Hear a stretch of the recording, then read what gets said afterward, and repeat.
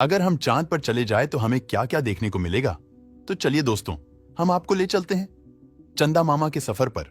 हमारी पृथ्वी से चांद 3,84,000 किलोमीटर दूर है। अगर हम स्पेसक्राफ्ट में बैठकर चांद पर जाए तो 4 दिन बाद हम चांद की जमीन पर होंगे। जैसे ही हम चांद की जमीन पर उतरेंगे, यहाँ आपको बड़े बड़े गड्ढे दिखेंगे और यहाँ की जमीन भी उबड़ खाबड़ नजर आएगी। जैसे ही आप चांद की जमीन से ऊपर की ओर देखेंगे तो आपको दिखाई देगा एक खूबसूरत ग्रह। ये वही ग्रह है जहां से आप आए थे। जी हां, ये हमारा अपना ग्रह पृथ्वी है। चांद से पृथ्वी की ओर देखने पर पृथ्वी अपने धरी पर घूमती हुई नजर आएगी, लेकिन आपको ये एक ही जगह दिखाई देती रहेंगी। अगर आप चांद पर खड़े होकर पृथ्वी को कई सालों तक देखते रहें तो भी ये अपनी जगह से टस से मस भी नहीं होगी, अर्थात एक ही जगह स्थिर दिखाई देगी। अगर बात करें चांद के गुरुत्वाकर्षण की तो ये पृथ्वी के मुकाबले 6 गुना कम है, यानी चांद पर जाने के बाद हमारे वजन में 6 गुना की कमी आ जाएगी। अगर आपका वजन 60 किलो है तो चांद की जमीन पर उतरते ही आपका वजन 10 किलो रह जाएगा। और अब आप चांद पर उतर चुके हैं तो यहाँ आप खुद को काफी हल्का महसूस कर रहे होंगे। अब यहाँ पर आप आसानी से इधर उधर उछल सकते हैं। यही कारण है जब चांद पर कदम रखने वाले पहले व्यक्ति नील आर्मस्ट्रांग चांद पर चल रहे थे, तब वो उछल उछल कर चल रहे थे। चांद पर अब तक जितने भी लोग गए हैं, उन सभी के कदमों के निशान चांद पर आज भी मौजूद हैं, क्योंकि चांद पर हवा और पानी न होने के कारण वे निशान जैसे के तैसे रहेंगे। अब आप चांद पर उछल उछल कर थोड़ा आगे जाएंगे और इधर उधर देखेंगे तो आपको इंसानों के कारनामे नजर आएंगे। यहाँ आपको कचरा बैग पेपर, टूटे हुए स्पेसक्राफ्ट के टुकड़े, खराब पड़ी सैटेलाइट देखने को मिलेंगे। यहाँ पर यह सारा कचरा इंसानों की ही देन है। इस कचरे की मात्रा इतनी है कि 5 ट्रक आराम से भरे जा सकते हैं। अब आप बहुत देर से चांद की जमीन पर खड़े हैं तो यहाँ आपको सबसे ज्यादा खतरा आसमानी मौत का है।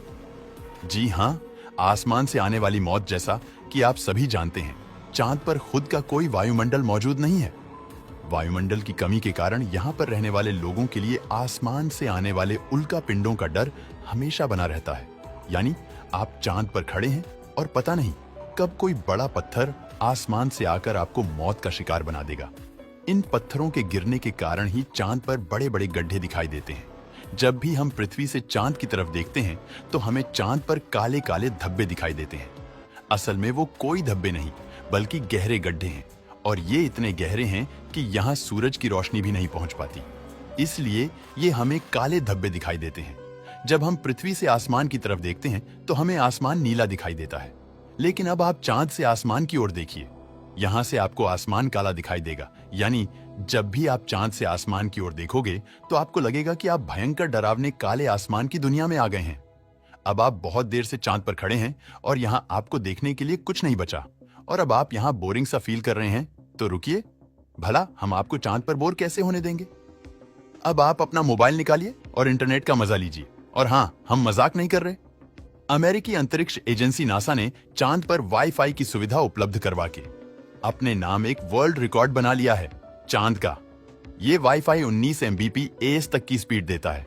अब आपका मन करेगा अपने दोस्तों और घर वालों से बात करने का। आपने पृथ्वी पर फोन मिलाया और फोन लग भी गया, लेकिन ये क्या आप लगातार बोले जा रहे हैं, लेकिन आपकी आवाज तो मुंह से बाहर ही नहीं जा पा रही है।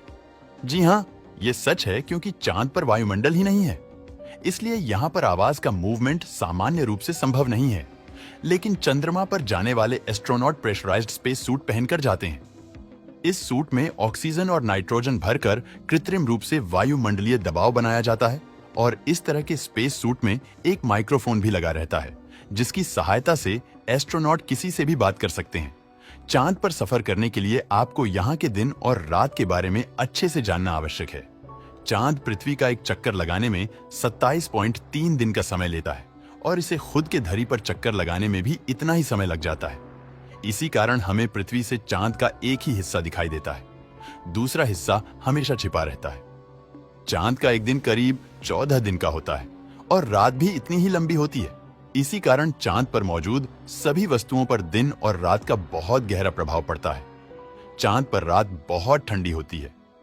रात में यहाँ का तापमान -153 डिग्री तक रहता है। वहीं दिन का तापमान 180 डिग्री सेल्सियस तक पहुंच जाता है। इसके अलावा चांद के अलग अलग हिस्सों की परिस्थितियां भी अलग अलग होती हैं। वैज्ञानिक के अनुसार चांद के साउथ पोल का तापमान दिन में भी ठंडा ही रहता है, लेकिन यहाँ की रातें बर्फीली होती है। जैसे जैसे रात गहरी होती जाती है, तापमान भी गिरता रहता है, जो कि इस क्षेत्र में रहने की स्थिति को और भी खराब कर देता है। इन्हीं खराब परिस्थितियों के कारण चांद पर अब तक जितने भी एस्ट्रोनॉट गए हैं, वह सब नॉर्थ पोल पर ही गए हैं। अगर आप गलती से चांद के इन इलाकों में पहुंच गए तो नजारे भयंकर और जानलेवा ही होंगे। तो दोस्तों, आपको चांद का ये डरावना लेकिन जानकारियों से भरा ये सफर कैसा लगा? हमें कमेंट करके जरूर बताएं।